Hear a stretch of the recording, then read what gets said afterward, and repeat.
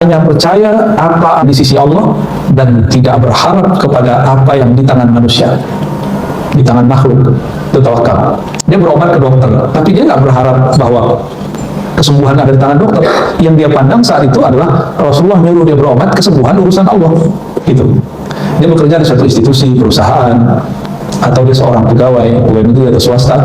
Dia tidak memandang institusi itu yang ngasih dia rezeki, tapi Allah memberi rezeki lewat institusi itu. Seandainya lembaga tersebut hilang, nggak ada masalah, Allah kan nggak pernah hilang. Kenapa ada orang stres di dunia? Karena dia telah mendewakan tempat kerjanya, telah mendewakan kekasihnya. Tempat kerjanya hilang, kekasihnya mati, atau kekasihnya pengen dengan yang lain, maka muncul goncangan dalam dirinya. Maka di situ banyak orang stres, ya. Maka tawakal tidak ada kaitannya dengan orang malas, ya. Justru orang itu kerja keras. Dia buang rasa harap kepada makhluk, yang dia tumbuhkan cuma trust, percaya kepada Allah Subhanahu wa Ta'ala. Dan ini kerja yang berat bagi kolbu, sangat-sangat berat bagi kolbu.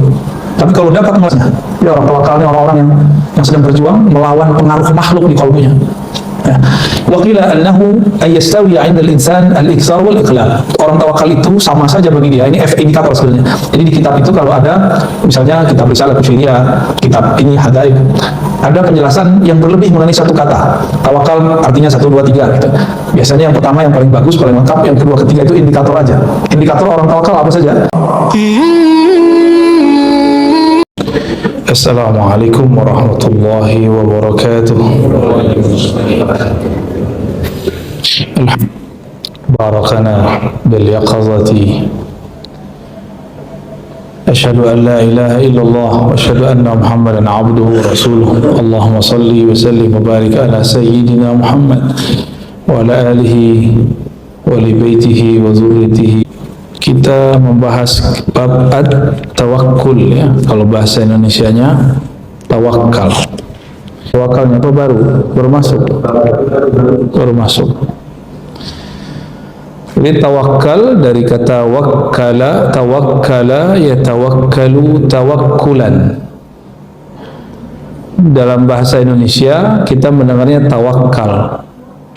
Jangankan orang Indonesia, orang Arab aja kadang salah faham. Tawakal itu dikira bermalas-malasan. Apalagi orang Indonesia seperti kita, sering salah faham. Tawakal itu dianggap nggak kerja. Tawakal itu dianggap diem. Enggak, tawakal itu kolbu yang bekerja. Jadi orang tawakal itu kolbunya kerja keras. Bukan malas-malasan dia, kolbunya kerja keras itu.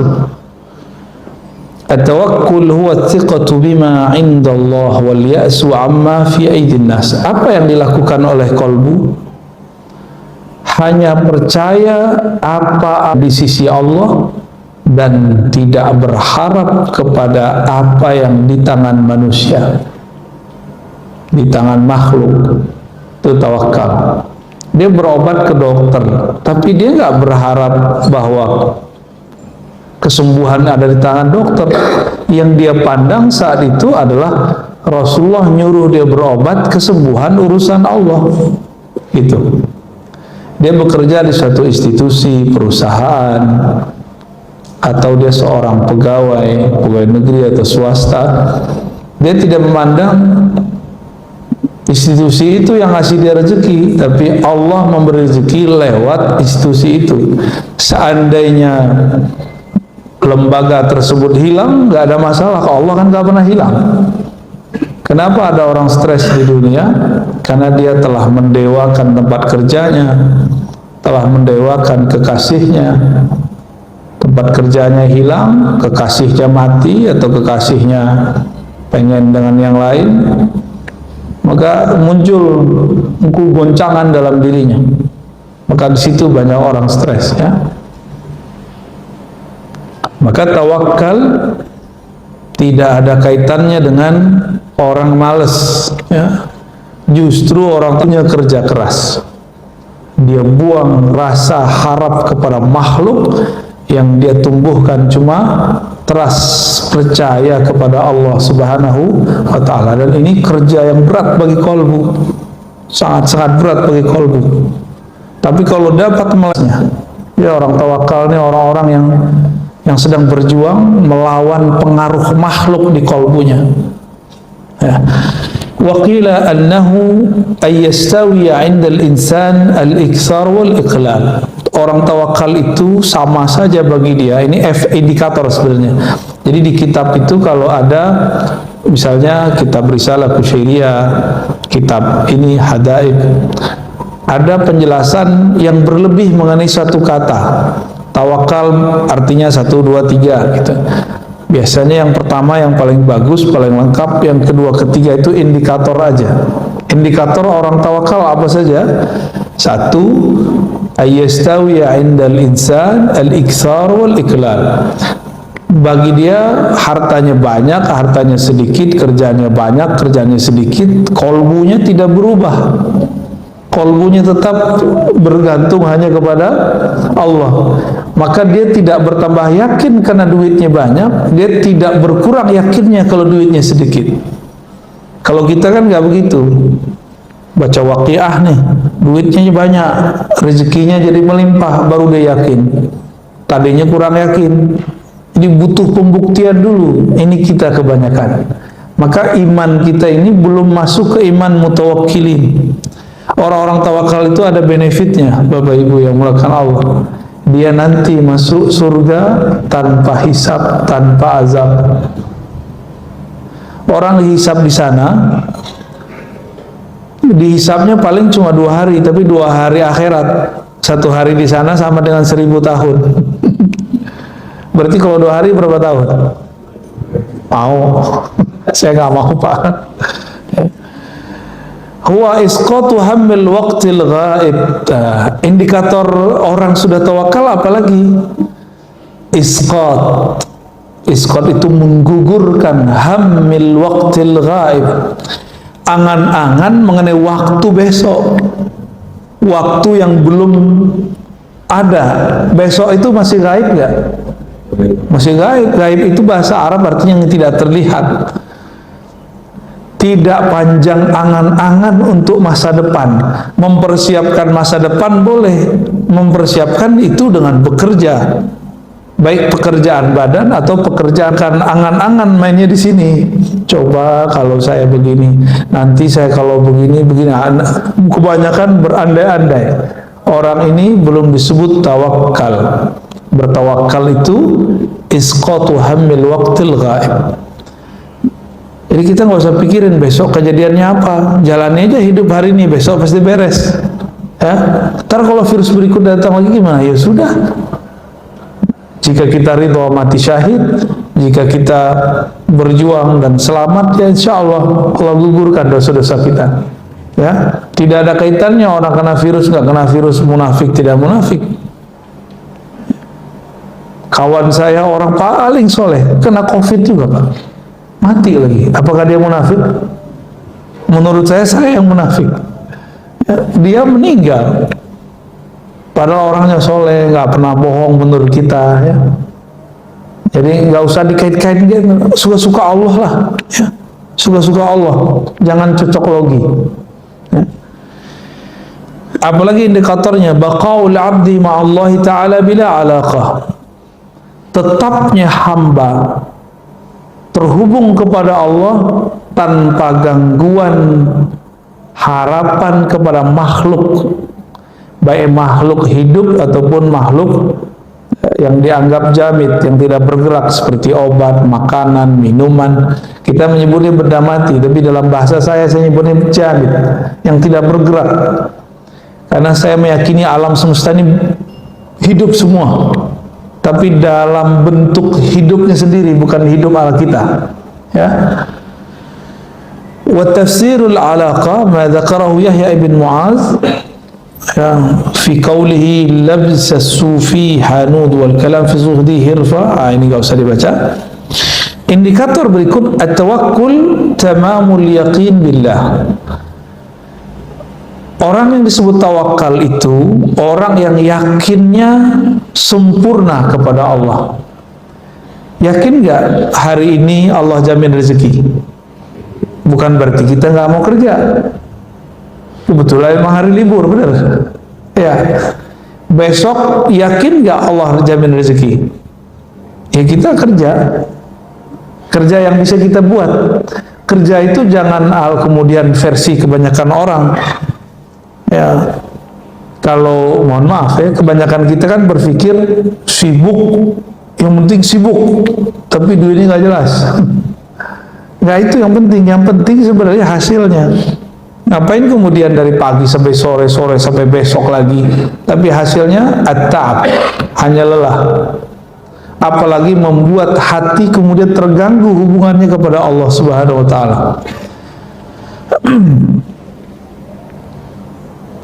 Yakin itu cara menumbuhkannya gimana? Kan banyak orang nanya, gimana cara numbuhin yakin? Mudah, husnuzan billah, berbaik sangkalah kepada Allah. Ini kalau ada orang nanya lagi, gimana cara yakin? Caranya bukan dengan ceramah, caranya bukan dengan baca Quran, caranya bukan dengan zikir, bukan. Caranya menumbuhkan husnuzon dalam kalbu. Maka zikir husnuzon itu berat Pak, nembusnya. Jadi saya diajarkan guru-guru saya zikir nyebut nama Allah, tapi tumbuhkan rasa harap dan rasa berbaik sangka kepada Allah. Itu yang disebut husnuzon. Jadi husnuzon itu nggak hanya ke makhluk, tapi juga kepada Khalik, ya. Wasiqatu bima wa'ada minar rizq. Terhadap jaminan rezeki. Waridha bima jara bihi qada'uhu wa qadruhu. Fa idza tamma al-yaqin billah summiya tawakkulan. Lalu ridha terhadap ketentuannya. Bapak percaya kepada Allah, ibu percaya kepada Allah. Oke, udah ridha belum? Allah berkuasa nggak sekarang? Sebelum pandemi, saat pandemi, sekarang ini, pandemi itu Allah yang buat nggak? Yang ciptain nggak? Allah juga yang ciptain. Semuanya Allah yang buat. Kita izin nggak pandemi ini? Izin. Terus ridho nggak? Ridho nggak Pak? Ya, kayaknya susah ya. Karena kurang ridho, kuranglah yakin. Maka orang-orang yang yakin itu hidupnya penuh dengan keridhaan, kerelaan, lapang dadanya. Ya, fa idza tammal yaqin billah summiya tawakkulan. Kalau yakinnya sudah lengkap, pertama husnuzon, yang kedua percaya dengan janji jaminan Allah, yang ketiga ridha dengan ketentuan Allah. Udah tiga itu. Orang ini baru disebut bertawakal.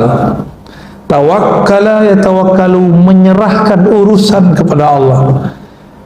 Saya nih misalnya seorang direktur, misal saya nggak bisa datang, saya lagi mau umroh, saya serahkan kepada mungkin GM-nya pakai surat misalnya, saya percayakan kepada dia.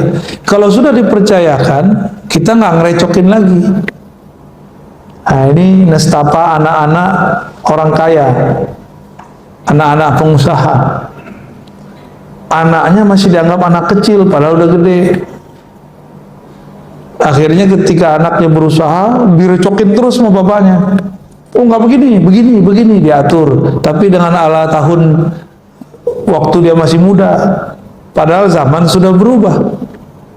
Nah ini bagi kawan-kawan yang perusahaannya perusahaan keluarga, usaha-usaha keluarga biasanya menghadapi itu.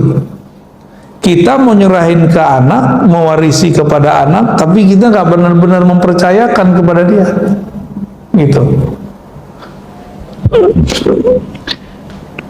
Maka orang-orang ini belum disebut menyerahkan. Maka tawakul itu artinya penyerahan total kepada Allah secara ruhiyah, secara ruhiyah. Adapun secara zahir, secara penampakan lahiriah, dia tetap terlihat berusaha, tetap terlihat berobat kalau sakit dan lain sebagainya.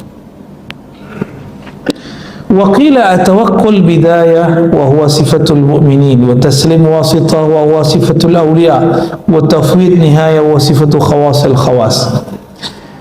Ada lagi ungkapan tawakal itu ada levelnya.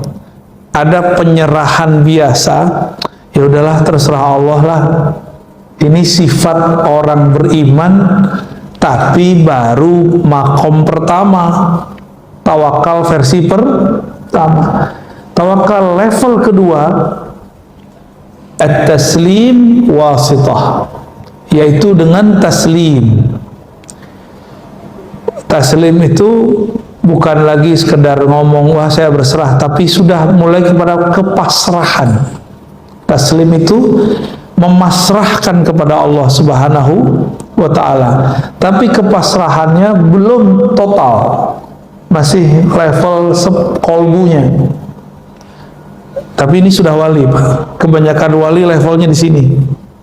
Makanya wali itu ada dua model, ada wali am, ada wali khas. Wali umum, ada wali khas. Wali yang spesial. Inilah at-tafwid.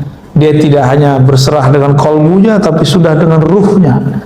Maka geraknya dia itu atas geraknya Allah Subhanahu wa ta'ala. Faqad madaha Allah Ta'ala tawakkul wa hatha alaihi wa yatawakkal Allah fa huwa hasbuh. Ya. Secara umum di surat At-Talaq kasusnya di situ perceraian. Tapi ayat ini bersifat umum. Siapa yang bertawakal kepada Allah fa huwa hasbuh, maka cukuplah itu baginya. Adakah yang lebih cukup, lebih apa namanya? Kalau sudah bersama Allah masih butuh yang lain enggak? Maka muncullah zikir dari bab tawakal. Allahul kafi. Gimana lafaznya? Allahul kafi, Rabbunal kafi, wajadnal kafi, qasadnal kafi. Gitu ya. Likullil kafi, kafanal kafi, alhamdulillah. Itu intinya sama, Pak. Cukuplah Allah yang mencukupkanku. Nah, udah selesai udah. Kalau Allah yang mencukupkan kita, Allah sangat mengerti kebutuhan keperluan kita. Kalau makhluk yang mencukupkan, oleh karena itu ulama kita mengulang-ulang. Cuma sekarang cuma jadi, mohon maaf, hanya menjadi seni aja. Seni tarhim sebelum sholat. Kapi, tahunya kawan kapi doang. Lama-lama diganti jadi kopi. Wajanal kopi.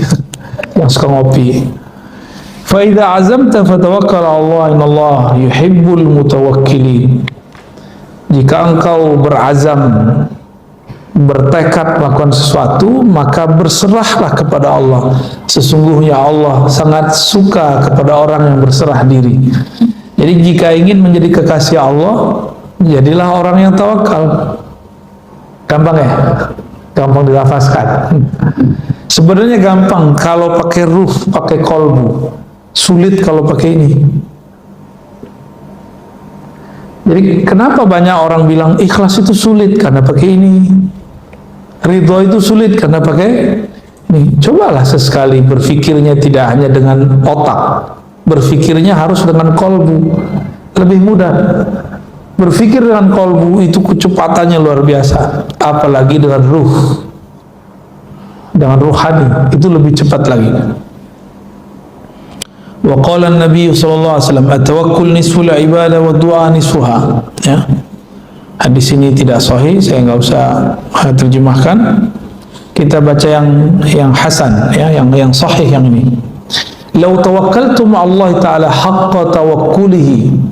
Seandainya kamu bertawakal, berserah diri, pasrah kepada Allah, saya garis bawahi, di dalam qalbumu, bukan berarti dia malas-malasan. La razaqakum kama turzaqut tayru taghdu khimasan wa taruhu bitanan. Seandainya kamu berserah diri kepada Allah di dalam hatimu, haqqa tawakkuli, dengan tawakal yang sebenar-benarnya, la razaqakum, dia akan memberimu rezeki seperti burung diberi rezeki tanpa perlu bekerja di suatu perusahaan, satu lembaga. Berangkat perutnya kosong, khimasan, pulang perutnya kenyang. Itu burung mikirin nggak besok pagi makan apa? Enggak, dia nggak mikirin. Jadi kita ini tawakalnya kalah sama burung. Kita udah mikirin besok makan apa ya, besok makan apa ya. Ya itulah manusia ya. Wa qala Luqman li ibnihi, ya bunay, inna ad-dunya bahrun 'amiq qad ghariqa fihi katsirun minan nas. Wahai ananda, kata Luqman, wahai anakku, dunia itu seperti lautan yang dalam, yang mana banyak manusia yang sudah tenggelam dalam dunia bekerja, benar, tenggelam dalam dunia rumah tangga, urus anak, khidmat kepada suami mencarikan nafkah, itu yang disebut bahrun amik. Faltakun safinatuka fiha taqwallah, maka jadikanlah kapalmu, yaitu kendaraanmu, takwa kepada Allah, wa syira'uha tawakkul Allah, lalu perjalanannya penuh dengan tawakal kepada Allah. La'allaka tanju wa ma azunnuka najian, semoga kamu sukses walaupun itu sulit, kata beliau, ya, wa ma azunnuka najian. Wa alam anna tawakkul ala qismain. Nah, tadi kita sudah bagi tawakal tadi ada 3, kalau di sini dibagi menjadi 2. Ada tawakal orang awam. Awam ini umum, kebanyakan orang beriman ini. Tafidu amr rizki ilallah, hanya berkaitan dengan penyerahan rezeki kepada Allah. Jadi orang awam itu kalau ngomong tawakal, bapaknya rezeki mulu, duit mulu. Kita banget ya, bener. Kapan hidup ini nggak mikirin duit? Baru naik makomnya dari makom awam ke makom khawas. Itu sama aja, mau ustadz gak ustadz sama. Serius. Jadi kalau si ustadznya nggak belajar kerohanian, nggak berlatih rohaninya, itu mahabbah fulusiyahnya tinggi sekali. Tahu mahabbah fulusiyah, Pak? Cinta duitnya, Masya Allah, ya. Ada yang naik dikit, cinta viral. Connect antum tuh.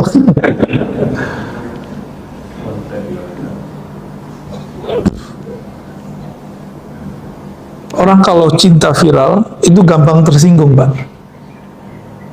Gampang tersinggung sama yang ngundang. Jadi misalnya nih, pas datang masjidnya kok kecil, apa ini? Pergi lagi deh, tersinggungan. Atau fotonya digandeng dengan orang lain, tersinggung lagi. Itu kalau orang mahabbah al-firaliyah. Bahasa Arabnya mahabbatus syuhrah, cinta viral. Dan itu penyakit yang muncul di kalangan ahli-ahli dakwah karena dia belum membenamkan egonya sebelum berdakwah. Kita wajib membakar dulu ego kita, kita benamin dulu sebelum kita berdakwah. Dakwahi dulu diri sendiri, baru dakwahi orang lain, ya, supaya nggak baperan. Banyak baperan begitu banyak. Belum lagi dai yang merasa lapaknya diambil. Benar, Pak, serius. Jadi saya ketemu seorang ustadz, dikata-katain oleh ustadz senior. Si ustadz muda ini baru pulang dari luar negeri, dari pesantren. Majelisnya lumayan rame.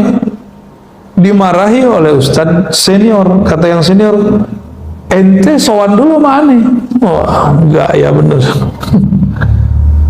Izin dulu dong sama gua. Ini wilayah gua nih, ya. Kayak preman aja ya. Preman ustad. Mau buka-buka majelis aja, lapor dulu sama kita. Masya Allah. Itu bukan 1-2 tempat, Pak. Banyak sekali. Tuh preman jadi ustad begitu, ya. Masih mending. Nah, ada lagi level lain. Bapak ini jurusan hukum fikih. Terus datanglah seseorang masih muda. Dia juga bisa berbicara hukum, tapi jurusannya bukan jurusan hukum. Ternyata dia cuma tamatan pesantren.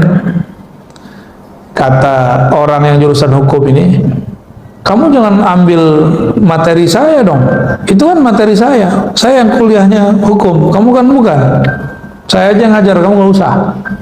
Wah, itu udah banyak Pak, ya. Jangan ambil dong bagian saya gitu. Nah, ini akibat tidak membenamkan egonya sebelum dakwah. Maka dalam kitab Ibnu Athaillah disebutkan udfun wujudaka fi ardil khumul, benamkan dulu wujud sombong di ardil khumul, di tanah ketawaduan, gitu maksudnya. Khumul itu nggak kelihatan sama orang, mastur, sehingga nanti sama aja rasanya, mau terkenal nggak terkenal sama, mau viral nggak viral sama. Karena dia kemudian bukan menjadi hamba syuhrah, hamba kemasyhuran. Dia bukan jadi hamba yang juga pengen sembunyi-sembunyi, enggak. Bagi dia sembunyi tidak sembunyi sama, Allahnya sama kan? Allah Tuhannya orang yang sembunyi dengan orang yang nggak sembunyi sama nggak? Maka wali itu nggak mesti diam-diam. Wali itu ada yang terkenal, cuma nggak banyak. Karena banyak orang pengen terkenal jadi wali, dia bukan wali. Wali murid sih ya. Nah, ini catatan saya terhadap diri saya sendiri dan dunia dakwah.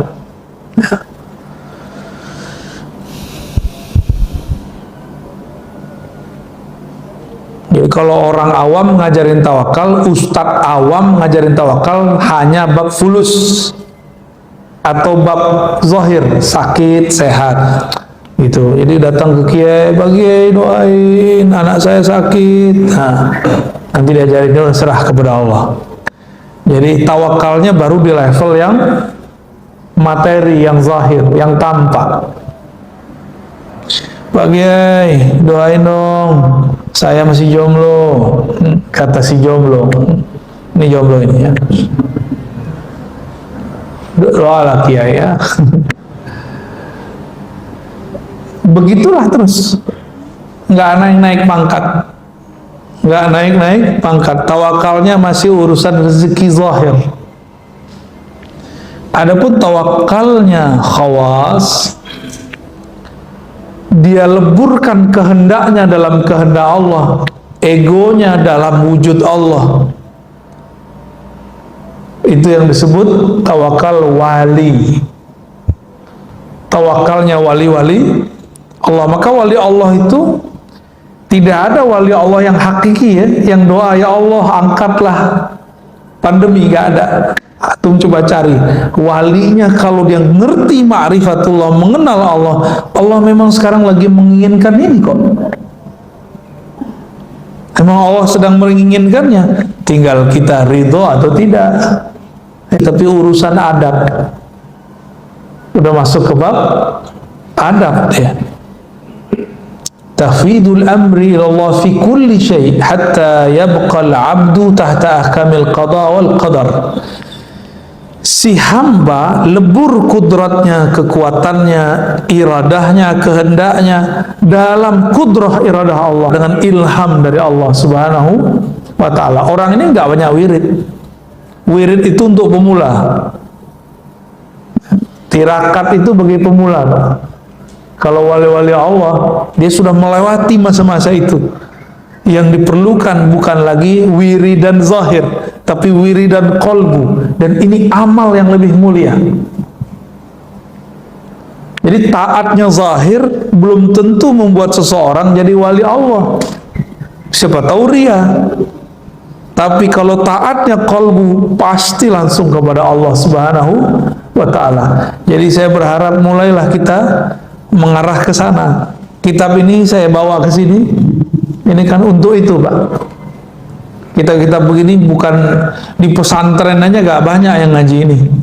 Ini hanya di majelis-majelis para masyayikh, para kiai-kiai ulama besar. Sekarang kita bawa ke majelis umum. Kenapa? Karena sekarang virus-virus kolbu itu banyak sekali. Kalau kita nggak bawa kitab ini keluar, kapan lagi nih umat bisa menikmati kitab-kitab seperti ini? Kalau nggak nanti ulama-ulama aja yang menikmati. Ya, alhamdulillah.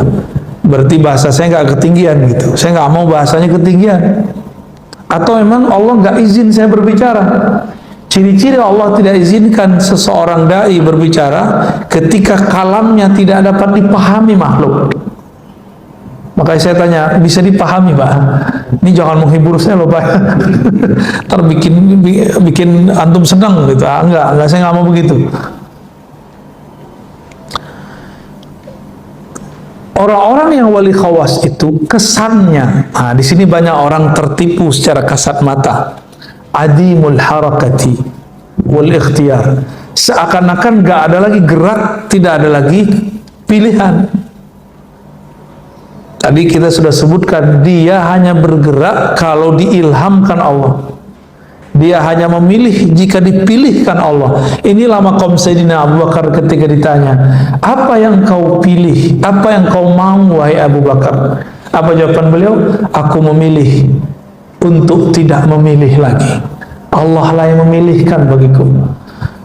Aku berkehendak agar kehendakku habis dalam kehendak Allah. Ya. Masih pantas nggak kita berkehendak sedangkan Allah mau sesuatu? Allah maunya pandemi, kita maunya pandemi diangkat, kan nggak sopan Pak. Ini bab kolbu ya. Tega banget Allah, bukan tega. Ini memang sunatullahnya sudah. Kan dunia ini memang tempat, kalau nggak virusnya pandemi, virus apa gitu?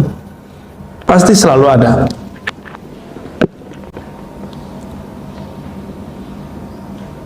Nah, maksudnya apa? Adamul harakati bil badan. Secara zahir tidak lihat dia kelusak-kelusuk orang tawakal itu. Jadi dia tenang. Wa adamul ikhtiyar bil qalb, dan tidak memilih itu di kolbunya. Jadi ada dua hal, ya, gerak pada badan, pilihan pada kolbu.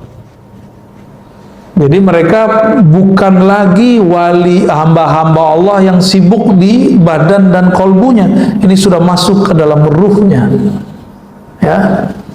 Fa in waqa'a fi qalbihi al-harakah kana mutaharrikan billah. Ya. Jika masuk gerak dalam kolbunya, dia bergerak dengan gerak Allah. Jika diam, dia diam dengan ilham dari Allah Subhanahu wa ta'ala. Inilah yang ditunjukkan, dicontohkan oleh Syekh Ibnu Syamsuddin, seorang ahli ma'rifatullah yang menjadi guru Muhammad Khan yang belakangan disebut Muhammad Al-Fatih. Muhammad Al-Fatih, Mehmet Khan gitu ya. Sultan Mehmet ini dia berambisi mau mengalahkan Rom pakai nafsu, tapi semua strategi dia kalah. Semua gurunya bilang tunggulah, tunggu isyaratnya keluar. Dia nggak mau. Gua mau sekarang. Yang sultan kan saya, kamu bukan sultan. Tapi karena beliau dapat isyarat, gurunya ini tetap bermunajat, mencari tempat di mana dia akan munajat. Dapat isyarat lah atau ilham dari Allah. Apa ilhamnya? Bahwa di sana, di suatu tempat di Istanbul itu ada satu makom, adalah makom sahabat Nabi, pewakaf masjid namanya Abu Ayyub Al-Ansari, yang sekarang disebut nama tempatnya Masjid Ayyubiyah. Masjid Ayyubiyah. Yang pernah ke sana paham kali maksud saya ya. Jadi Ibnu Syamsuddin, seorang mursyid, dia bilang tunggu, saya nunggu ilham. Biar gerak kita digerakkan Allah, bukan kita lagi yang bergerak dengan ego, tapi Allah lah yang menggerakkannya. Ya, sampai udah kalah berkali-kali, udah 5 kali strategi lebih barangkali. Muhammad Khan Sultan di saat itu marah, dia carilah gurunya. Itu di kemah kecil. Dalam kemah itu beliau sedang munajat, tapi Khan gak sabar. Dia ambil pedang yang tajam, dia kemudian bongkar tempat istirahat gurunya. Ternyata ketika dibongkar dia kaget, gurunya sedang sujud. Sujudnya panjang sekali. Melihat lagi sujud dia langsung diam. Tapi masih gergetan. Gua kok sujud mulu kerjaannya. Kapan perangnya nih? Wah, kan banyak anak muda kan begitu ya. Pengajian mulu. Kapan perangnya nih? Ini udah gatal mau jihad nih. Anak muda biasa. Emang dia kira jihad itu semudah itu. Jihad itu kalau nggak pakai ruh jadi jahat. Udah dua aja Pak. Ya, mau jihad apa jahat? Kalau jihad dia harus dengan kemurnian rohani. Udah ada waktu sekitar 1 jam, baru naik kepalanya. Ternyata tempat sujudnya sudah basah. Baru turun isyaratnya. Beliau kemudian baca Assalamualaikum kiri kanan, kanan kiri. Ibn Syamsuddin mengatakan, wahai Ananda Sultan, detik ini berangkatlah. Insya Allah, Allah membersamai perjuanganmu. Bengong dia. Ini yang gue tunggu-tunggu nih. Tapi di saat itu karena dia melihat gurunya sujud lama, egonya pun ikut kemudian tenang. Dia kemudian masuk ke Konstantinopel yang sekarang jadi Istanbul itu dengan penuh tenang, zikir nggak berhenti, dibersamai gurunya. Jadi beberapa kali melakukan serangan, gurunya nggak dia bawa ikut. Dia ngerasa, orang tua ngerti apa. Ini anak arogansinya anak-anak muda. Ya. Menang nggak habis itu? Menang. Maka beliau dapat gelar Al-Fatih, penakluk Konstantinopel. Ya. Jadi senjata paling hebat itu adalah tawakul, bertawakal. Karena di situ ada strategi ilahiyah. Allah lah yang buat strategi. Nah, inilah yang terjadi sekarang pada ulama-ulama kita dalam menghadapi pandemi. Ulama wali Pak ya. Ulama itu terbagi dua. Ulama dunia, ulama akhirat. Orang salah faham ulama dunia yang kere-kere gitu, enggak ada kaitannya. Nabi Sulaiman kaya tuh, Nabiullah, Nabi akhirat itu. Ini urusannya ruh. Ulama dunia yang di kolbunya ada dunia. Boleh di tangannya ada dunia, di rumahnya ada dunia, tapi jangan pernah masuk ke dalam kolbunya. Itu yang penting. Orang miskin bisa lebih cinta dunia daripada orang kaya. Coba aja cek. Bapak tadi ingatnya apa? Ingat Allah apa ingat mau makan sarapan pagi? Ingat sarapan pagi. Udah lapar, nggak ingat Allah. Sholat lagi. Kayak gitu mau masuk surga pakai sholat. Saya nggak yakin antum masuk surga pakai sholat ya. Sholatnya sembari membayangkan selain Allah. Jadi kita ini pencitraan depan Allah, tapi Allah nggak melihat pencitraan zahir, Allah melihat batinnya. Ya. Ulama akhirat itu ulama yang kenal Allah. Jadi wali-wali Allah itu walaupun zahirnya nggak bisa baca kitab beginian, dia bisa baca kitab kolbu.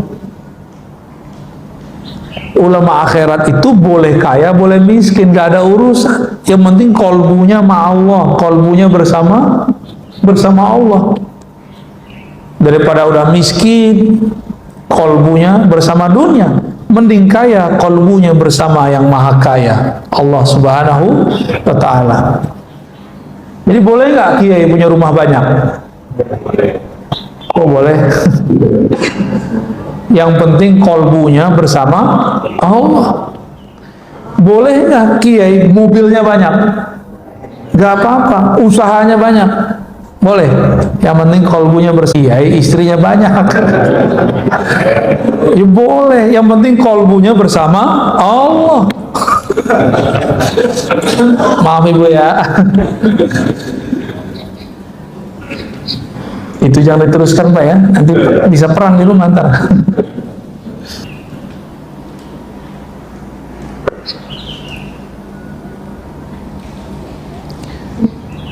Contoh tawakal kalau dalam kisah-kisah Quran, masih ingat Nabiullah Ibrahim? Masih ingat? Nabi Ibrahim waktu dilempar ke dalam api,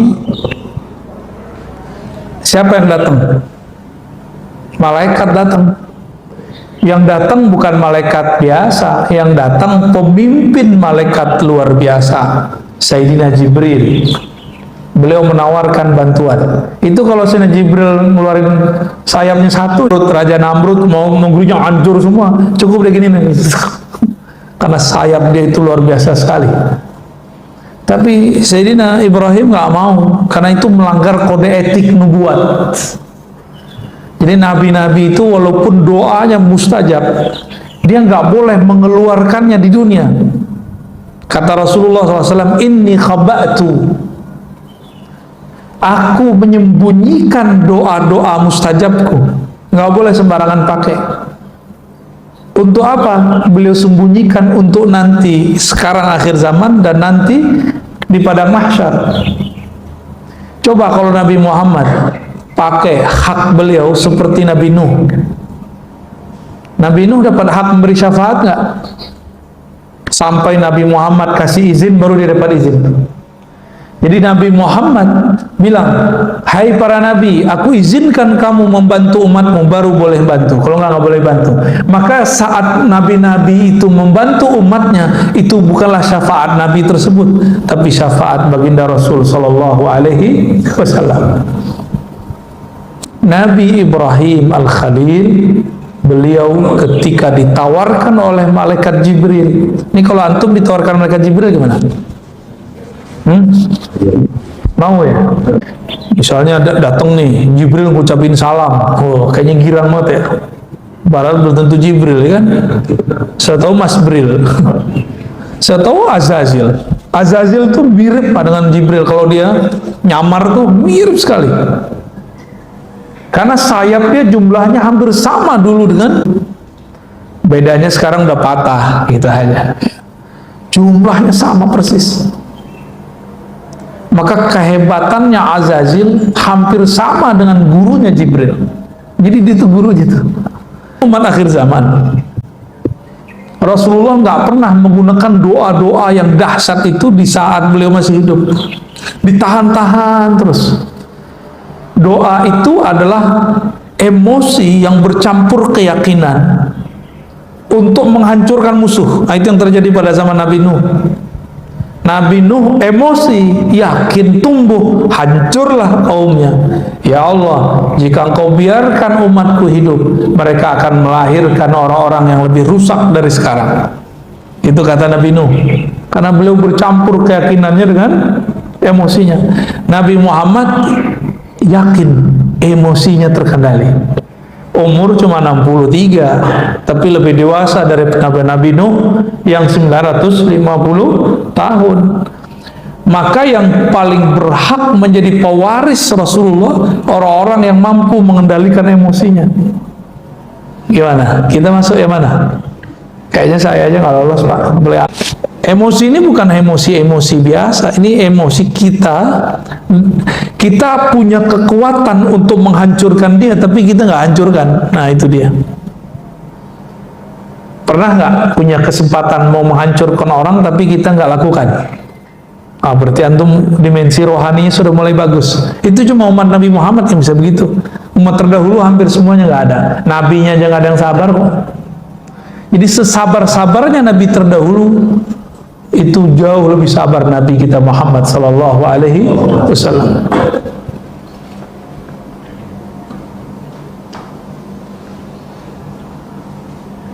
Maka wirid-wirid, zikir-zikir yang undang-undang khadam itu nggak menumbuhkan tawakal, apalagi antum pakai rajah, pakai jimat. Meskipun pakai jimat itu ada dalilnya yang membolehkan. Tapi kalau meskipun ulama ini membolehkan, saya mensyaratkan satu, harus bab tawakul. Kalau nggak usah pakai jimat. Ya. Kenapa? Karena nanti justru mendewakan si jimat, syirik khafi yang muncul di kolbu. Nah ini yang berbahaya. Untuk penulis jimat itu ada ilmunya Pak. Kita tahunya kan sok-sok ahli tauhid, anti jimat. Tapi giliran minum obat berharap kesembuhan dari obat, itu lebih parah daripada pakai jimat. Ya, makan meyakini nasilah yang mengenyangkan, itu lebih parah dari pakai jimat. Masih begitu nggak? Ya, itu jimat perut namanya.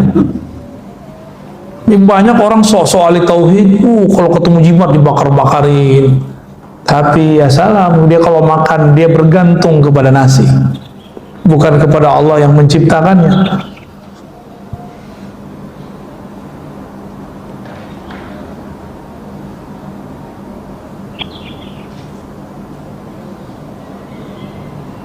Wah, udah jam 6, 10 Pak. Lanjut. Atau cukup?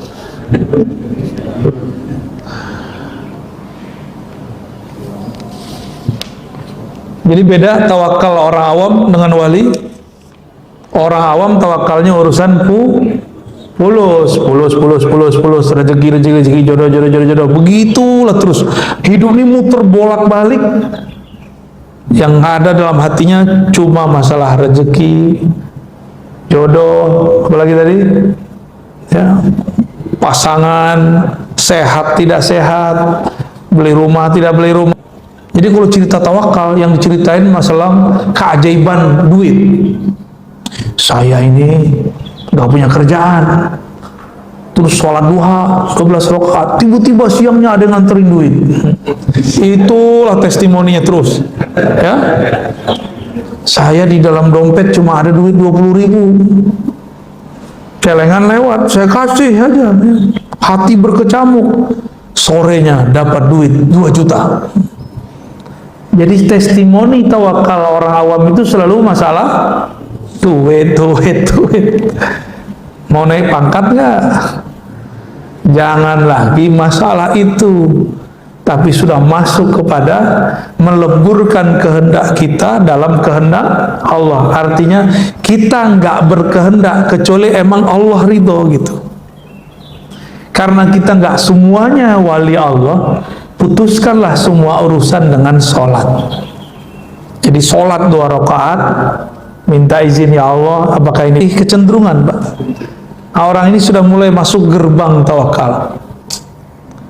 Itu maksud Nabi, idza hamma ahadukum, kalau kamu punya hajat, punya kehendak, maka baguskan wudu'mu, falyusolli rakaatain, sholat 2 rakaat, lalu doa minta jodoh itu, atau doa minta suatu masalah diselesaikan.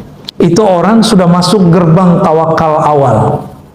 Dia mengatakan, ya Allah, jika kerjaan ini baik, maka mudahkan. Jika tidak, tolong jauhkan. Kalau itu gampang Pak, yang paling susah itu ini, masalah jodoh. Jodohnya, dia udah senang duluan. Terus ngomong, ya Allah, jika dia baik, percepat ya Allah. Nah, kalau itu ngomong tuh.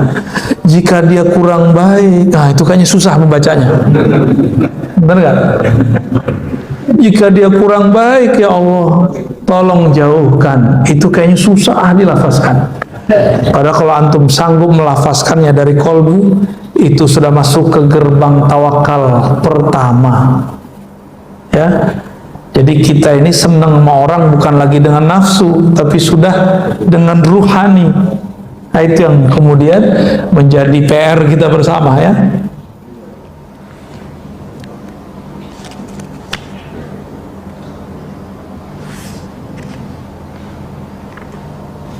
Udahlah ya, kebanyakan. Gimana? Cukup?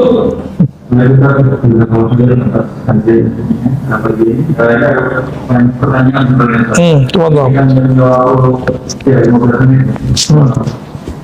Ini dari pertanyaan pertama kan saya bacakan dari UCD ini, nanti selanjutnya itu kita kasih. Pertama dari itu.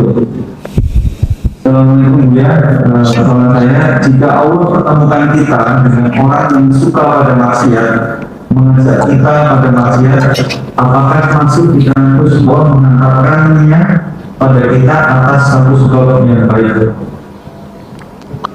GR amat tuh.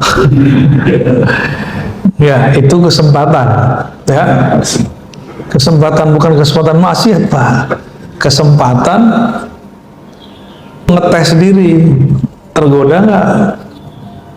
Yang kedua, bisa bawa dia nggak? Gitu. Jadi dai itu nggak mesti duduk begini. Dai yang hebat itu dai yang tadi temennya maksiat sekarang jadi nggak maksiat. Itu dai beneran. Saya ini muallim namanya. Kebetulan konteksnya dakwah. Kalau muallim sebenarnya kan Bapak yang datang ke saya. Ya gengsi Pak. Tapi karena konteksnya dakwah, saya datang ke sini. Namun kita ramu dalam bentuk taklim. Supaya apa? Supaya ngomongnya terarah dan terukur, ada kurikulumnya, yaitu kitab ini sendiri. Kalau enggak nanti saya ngomong yang dulu ya, ngomongnya diulang lagi sekarang. Ya. Pernah nggak ikut pengajian begitu? Ikut ustadznya udah sehari 3 tempat, omongannya sama. Wah, itu pengalaman saya waktu kecil, Pak. Waktu kita masih remaja, kita lagi seneng-seneng hijrah tuh.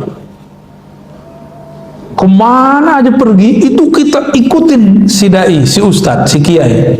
Tapi kok omongannya sama aja. Lama-lama saya mikir jenuh. Itu si kiai ilmunya nggak di-upgrade ya. Tahun besok sama, tahun besok lagi sama. Tapi dia kalau ngomong sama saya, utlubul ilma, tuntutlah ilmu, walau bisin, walau ke Cina. Dia nggak tahu kalau kita ini bakal ada masalah sama Cina ya. Saya kasih tahu, ya, itu hadis menurut ahli hadis dhaif. Serius? Kamu suul adab sama saya? Itu hadis saya itu. Jadi kalau kita nggak nyampein begitu disebut suul adab. Dia nyuruh kita belajar, tapi dia dari kecil, dari dulu sampai sekarang tidak pernah mempelajari kembali dalil dia ini benar apa enggak. Nyuruh orang ngaji tapi dianya nggak berani ngaji lagi. Nah itulah gawatnya kalau ustadz terlalu pinter nggak mau ngajar pakai kitab. Jadi kalau ngajar itu pakai kitab aja Pak. Ya, saran saya kalau ada ustadz usulkan ngaji kitab. Nanti dia akan terarah. Dia nggak perlu persiapan aneh-aneh. Nggak perlu kemudian mikir. Ya, ini pengalaman saya ngajar dulu. Nggak lama sih Pak, setahun 2 tahun paling. Setahun 2 tahun ngajar nggak pakai kitab. Sebelum ngajar tuh mau bahas apa ya? Ini udah kemarin, itu udah kemarin. Udah kehabisan stok kita. Saya tanpa buku adalah sekitar 50 materi di sini. Tanpa perlu persiapan dulu. Ya. Tapi kita kan lupa juga ini udah disampaikan belum. Akhirnya kita istikharah dapat isyarat lah, kamu kalau ngajar pakai kitab aja. Baik, sekarang alhamdulillah ini kan khazanah dari Allah Subhanahu wa taala. Kalau kita bedah nggak ada habis-habisnya. Ini aja baru cuma berapa halaman Pak. Kayaknya udah nggak kuat gitu ya. Baru berapa halaman ini? Baru ya sekitar 50 halaman. Ada berapa pada sini halamannya semua? Ada 300-an. Kita baru 50-an. Masih panjang perjalanan kita. Ya, jadi ilmu kiai nggak bisa baca kitab ya, berhenti aja jadi kiai ya. Apalagi kalau kiai ngomong tawakal itu susah, gak usah jadi kiai ente, ya. Apalagi ngomong khusyuk itu sulit, berhenti jadi kiai, ya. Kenapa? Ulama itu memudahkan kerohanian, bukan menyulitkan orang. Akhirnya orang awam kemana-mana ngomong begitu, ikhlas sulit, khusyuk itu sulit. Bener nggak? Tuh kan kantung korban semua kan. Mau lama-lama begitu? Jangan. Kapan naik rohani kita? Kapan naik rohani kita? Harus naik Pak. Ini zaman sudah begini, masa kita masih ngaji versi Ma'rifat tahun 90-an? Harus di-upgrade ma'rifatnya, ya. Kira-kira begitu Pak ya. Mohon maaf, ini sebenarnya saya ngata-ngatain diri saya sendiri. Dulu kan kita ngomong begitu, ikhlas sulit, khusyuk sulit, itu saya ngomong Pak, bukan ustadz yang lain. Saya ngomong ke dalam diri sendiri. Kamu kalau begitu berhenti jadi ustadz. Akhirnya kita berguru. Benar, saya berhenti jadi ustadz, saya berguru dulu. Berbulan-bulan kita latihan rohani, latihan belajar, dan baru kasih, oh ini yang disebut tawakal, oh ini yang disebut khusyuk. Itu maksud berhenti itu. Ya kalau jadi ustadz terus kapan dia jadi muridnya? Ya, kira-kira gitu Pak ya. Jadi kalau tadi dia punya kesempatan orang maksiat, jadi maksiat itu nggak akan berefek kecuali ada kesempatan. Mampukah dia menolak? Yang kedua, mampukah dia narik kawannya? Wallahu a'lam bishawab. Ya. Apa nih? Masih ono? Pertanyaan dari jamaah yang terima. Oke, ini sudah disortir ya. Bagaimana caranya mengajak orang-orang terdekat kita seperti istri, anak untuk tawakal kepada Allah? Ajarkan anak-anak dan istri berbaik sangka kepada Allah, husnuzon kepada Allah. Cuma itu caranya, nggak ada lagi. Husnuzon itu di sini atau di sini? Kalau hitung-hitungan ini Pak, istri akan cemburu kepada suaminya kalau suaminya kirim duit untuk keluarganya. Pernah digituin nggak? Mas, kita nih butuh, kebutuhannya banyak, jangan kirim-kirim mulu. Pernah digituin nggak? Oh, itu istrinya harus ngaji tawakal ya. Yang ketawa tuh ya, yang lain kayaknya masih malu ngaku. Jadi tahapannya belajar berbaik sangka kepada Allah. Itu cara tawakal, nggak ada lagi. Cuma itu jalur pintas. Kalau teori-teori udah banyak. Teori, coba hari ini belajar berbaik sangka kepada Allah Subhanahu wa Ta'ala. Apa kaitannya dengan ikhtiar, tawakal dan ikhlas? Wah, ini borong ya. Ikhtiar itu pilihan di dalam ini. Kolbu kita cenderung memilih apa, itu namanya ikhtiar. Jadi selama ini nyebut ikhtiar nggak ngerti maksudnya. Saya lagi ikhtiar nih, ternyata yang dimaksud ikhtiar itu usaha. Ikhtiar bahasa Arab dari kata ikhtara, yakhtaru ikhtiaran, artinya pilihan kolbu. Pilihan kolbu. Itu ikhtiar ya, yang bahasa Arab loh, bukan bahasa Indonesia. Kolbu, dia mengatakan wajjahtu wajhiya lilladzi fataras samawati wal ardh. Kolbuku aku hadapkan kepada Allah. Kalau menghadap kepada Allah, maka apa yang Allah lakukan, yang Allah pilihkan, itu yang kita pilih. Kita ini punya kolbu. Kolbu itu sebenarnya cerminnya Allah. Allah mandang ke situ Pak. Coba lihat, kalau kita di depan cermin, tangannya gerak, di dalamnya gerak. Nah, kita ini dijadiin cermin. Sudahkah kita mengikuti cerminan kolbu itu? Jika sudah, baru disebut tawakal. Ya, jadi nggak ngelawan. Kapan gelisah muncul? Jika Allah menginginkan sesuatu, memilihkan sesuatu, lalu kita memilih yang di lain, yang di luar itu. Itu hubungan ikhtiar dan tawakal. Ikhlas, kalau ikhlas bab lainnya nanti ada pembahasan khusus di sini. Insya Allah. Kenapa nggak diterusin mahabbah, khusyuk gitu ya sekalian? Bagaimana caranya zikir agar masuk ke dalam kolbu? Ya harus punya mursyid, punya guru. Orang mau baca tulisan aja ada guru TK, guru SD. Kita ini kurang adil ke dalam diri. Giliran untuk membaca yang tertulis pakai guru, untuk membaca zikir yang di dalam kolbu nggak mau berguru, nggak adil. Ini ketidakadilan manusia. Ya, saya bisa sendiri, baca kitab sendiri, baca buku sendiri, gitu. Banyak yang ngomong begitu sama kita. Ya sudah, jalani aja sendiri. Akhirnya udah belajar baca kitab macam-macam. Ini banyak kiai padahal kolbunya kering. Karena tidak pernah belajar zikir kepada ahli kolbu.